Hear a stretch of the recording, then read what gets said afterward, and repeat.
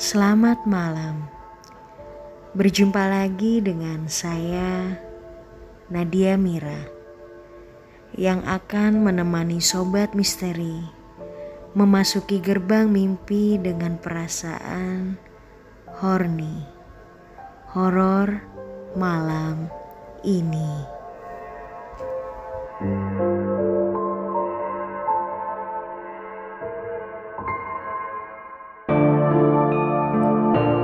Malam itu, Arumi tidak tidur sama sekali. Selalu saja diganggu oleh suara-suara tak berwujud. Gelisah dan rasa takut menyerang terus. Andai saja berhadapan dengan sesama manusia. Sadisnya cara menghabisi orang-orang yang berusaha menyakitinya. Seperti tanpa rasa takut, jijik, atau bahkan rasa ngeri. Bertolak belakang dengan dia menghadapi suara-suara tanpa wujud. Berangkat kuliah pagi ini, badan terasa pegal. Tapi memaksakan diri untuk menghadiri jam kuliahnya. Kantuk pun melanda. Tapi berusaha tetap bisa mengikuti jam kuliah. Saat sampai di kelasnya, semua sedang membicarakan pembunuhan sadis yang dia lakukan. Arumi berwajah polos, seolah tak tahu apa-apa. Ada apa, Sah? Pada ribut bener? Jir, belum tahu Ar. Kan ada pembunuhan sadis. Itu loh, gedung bekas pabrik kue itu. Hah? Sadis gimana? Itu korban, Ra. Ih, sadis pokoknya. Itu korban dimasukkan ke dalam mesin mixer gede. Ih, sadis banget sumpah. Hah? Masa sih? Hah, elu. Hah mulu. Gak denger tuh berita emang? Enggak. Elsa, gue boleh tanya gak? Sejak kapan lu segugup ini? Terpengaruh sama berita tadi? Iya sih, dikit. Gue bayangin kan saat itu badan mereka jadi perkedel di mesin mixer kue itu loh. Udah Ar, gak usah dipikirin. Nah justru kepikiran. Ini yang gue mau tanya.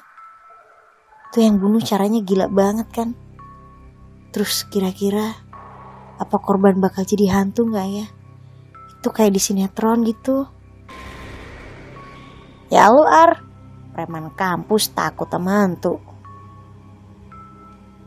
Arumi pun salah tingkah. Tapi lu bener juga sih Ar. Jadi hantu gak ya? Tapi kalau kata mitos sih, pelaku pembunuhan itu pasti dikejar roh. Orang yang mati penasaran kan, belum diterima di langit sama bumi.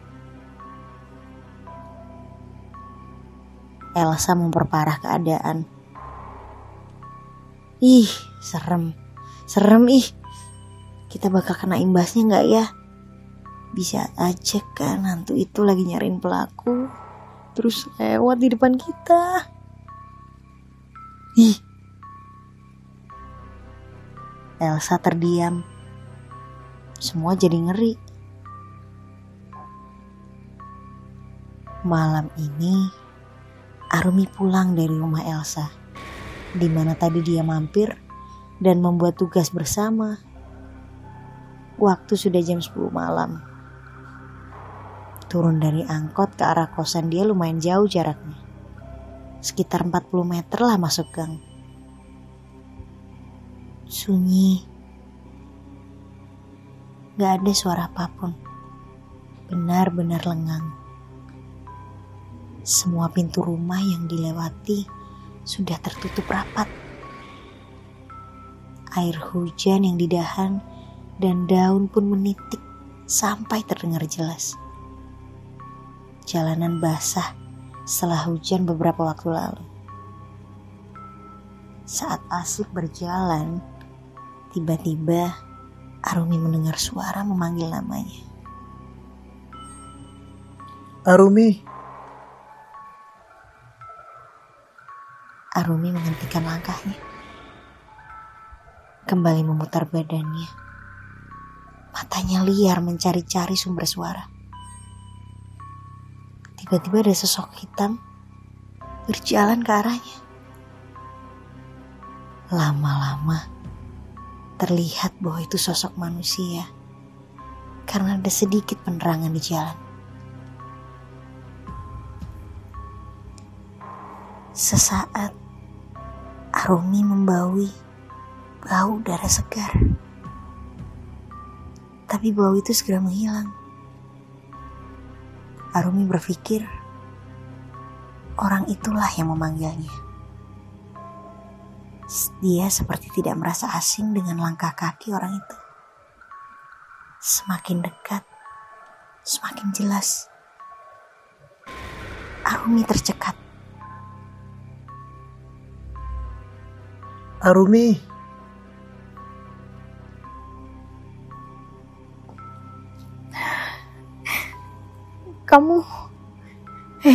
Kamu udah mati. Kamu pergi.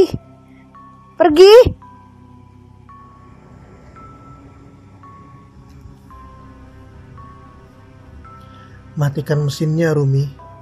Sakit sekujur badanku.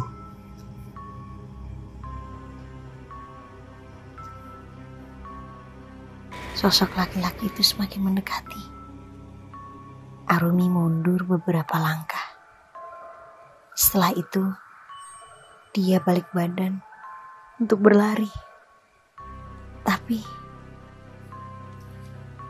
Arumi. Ternyata di belakang dia ada satu sosok juga yang sedang berjalan ke arahnya dengan tangan yang seolah meminta pertolongan. Arumi. Arumi menoleh dengan cepat. Kedua sosok itu semakin dekat padanya. Tubuh Arumi menggigil karena takut. Sontak dia berlari ke arah gang kecil yang biasa dia lewati jika hendak ke warung. Tahu dari sana juga ada sesosok tubuh agak gempal berjalan layaknya zombie dan memanggil namanya. Arumi. Tidak. Hentikan. Cukup. Kalian udah mati. Tolong pergi. Tolong jangan ada yang menggangguku. Pergi. Tiba-tiba Bunda Arumi ditepuk oleh ibu-ibu. Nak, kenapa nak? Nak, kok melotot sambil keluar keringat dingin? Bu, tadi saya lihat orang. Bu, ibu lihat nggak? Ada orang yang mendekati saya. Bu, tolong bu.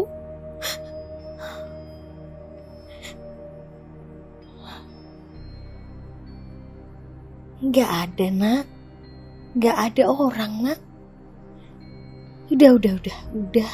Sekarang kamu pulang. Anak gadis nggak boleh keluar jam segini nak. Pulang ya nak ya. Baik bu, saya pulang. Terima kasih.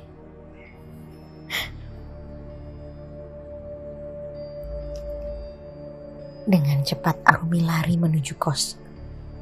Gerbangnya dia paksa buka sehingga timbul kegaduhan. Tapi Arumi gak peduli. Sampai di kamar, dia segera mengambil kunci dari tasnya. Ketika kunci itu belum ditemukan,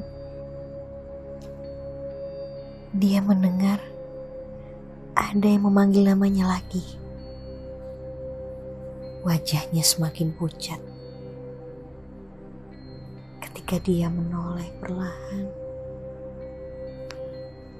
Arumi.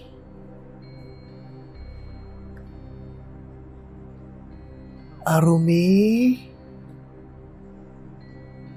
Arumi.